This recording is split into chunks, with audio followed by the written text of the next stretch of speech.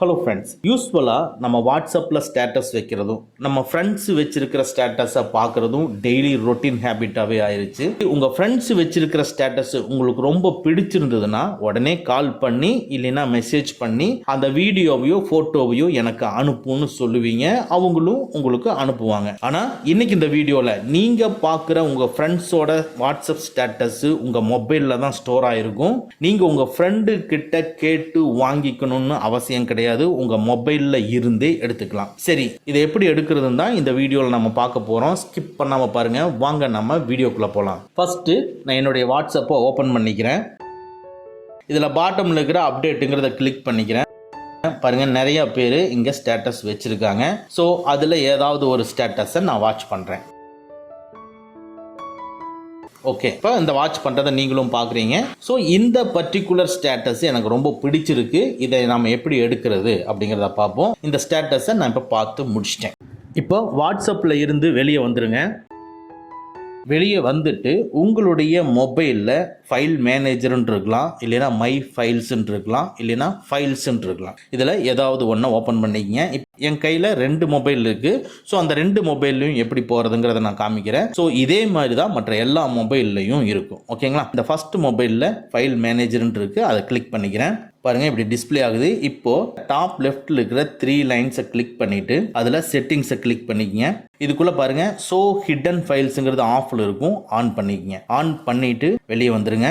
இப்போது மேலே டாப்பில் பார்த்தீங்கன்னா ஃபோல்டர் இருக்கும். அந்த ஃபோல்டரை கிளிக் பண்ணிக்கங்க. இந்த ஃபோல்டருக்குள்ளே அப்படியே லைட்டாக கீழே மூவ் பண்ணிங்கன்னா வாட்ஸ்அப்புன்னு ஒரு ஃபோல்டர் இருக்கான்னு பாருங்கள். வாட்ஸ்அப்னு ஒரு ஃபோல்டர் இருந்ததுன்னா நம்மளுக்கு ஈஸியாக சிம்பிளாக வேலை முடிஞ்சுது. ஸோ வாட்ஸ்அப்புங்கிற ஃபோல்டர் இங்கே இருக்குது. அதை கிளிக் பண்ணிக்கிறேன். ஸோ நெக்ஸ்ட்டு இதுக்குள்ளே அப்படியே பார்த்தீங்கன்னா மீடியான்னு இருக்கும். மீடியாவை கிளிக் பண்ணிக்கங்க.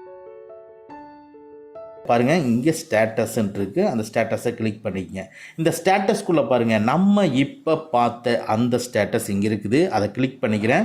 பாருங்கள், அந்த ஸ்டேட்டஸ் நம்மளுக்கு இப்போ ஓப்பன் ஆகுது. ஓகேங்களா? ஸ்டேட்டஸ் தான் நம்ம இப்போ பார்த்தது. இப்போ ஒன் ஸ்டெப் வெளியே வாங்க. இப்போ இந்த ஸ்டேட்டஸில் எல்லா ஸ்டேட்டஸும் உங்களுக்கு வேணும்னு நினச்சிங்கன்னா எல்லாத்தையுமே நீங்கள் செலக்ட் பண்ணிவிட்டு உடனே கீழே வந்து பார்த்தீங்கன்னா மூவ்ன்னு இருக்கும், இல்லைன்னா காப்பின்னு இருக்கும். ஸோ நீங்கள் ஏதோ ஒன்று கொடுத்துக்குங்க. நான் மூவ் கொடுத்துக்கிறேன். மூவ் கொடுத்துட்டு எங்கே மூவ் பண்ணணும்னு கேட்குது. சேம் இன்டர்னல் ஸ்டோரேஜை கிளிக் பண்ணி உடனே டவுன்லோடில் போய் நான் கிளிக் பண்ணுறேன்.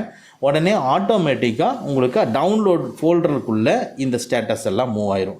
சரி, இது ஏன் இந்த ஸ்டேட்டஸுங்கிற ஃபோல்டருக்குள்ளேயே இருக்கட்டுமே, டவுன்லோடுக்குள்ளே ஏன் நான் மூவ் பண்ணுறேன்னா, நம்ம ஃப்ரெண்ட்ஸுக்கு வச்சிருக்கிற ஸ்டேட்டஸ் எல்லாம் நம்ம பார்க்குறோம் இல்லைங்களா? அந்த பார்க்கக்கூடிய எல்லா ஸ்டேட்டஸுமே இந்த ஸ்டேட்டஸுங்கிற ஃபோல்டருக்குள்ளே தான் ஸ்டோர் ஆகும். அப்படி பார்த்தோம்னா நீங்கள் எத்தனை வருஷமாக பார்த்துட்டு இருக்கிறீங்க, அத்தனை ஸ்டேட்டஸோட வீடியோஸும் ஃபைல்ஸும் இங்கே ஸ்டோர் ஆகிருக்கணும் இல்லையா?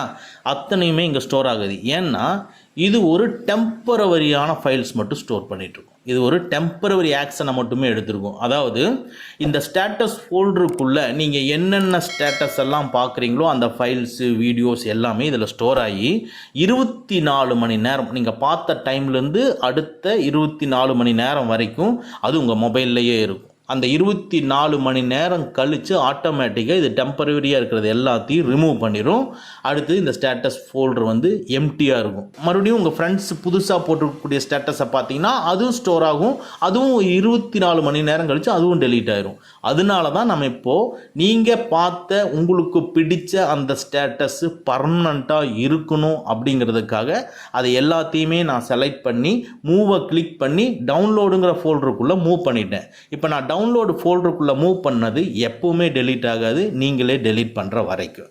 ஓகே, இப்போ இந்த மெத்தட் உங்களுக்கு தெரிஞ்சிருச்சு. இது ஒரு மொபைலில் மட்டும்தான். மற்ற மொபைலுக்கு இந்த ஸ்டேட்டஸ் ஃபோல்டருக்குள்ளே எப்படி போகிறதுங்கிறத இப்போ சொல்கிறேன். சரி, ஓகே. என் கையில் இருக்கிற செகண்ட் மொபைலில் இந்த வாட்ஸ்அப் ஸ்டேட்டஸ் ஃபோல்டருக்குள்ளே எப்படி போகிறதுங்கிறத பார்ப்போம். வாட்ஸ்அப் ஓப்பன் பண்ணிக்கிறேன். இதுக்குள்ளே பாட்டமில் இருக்கிற அப்டேட்ஸை கிளிக் பண்ணிக்கிறேன்.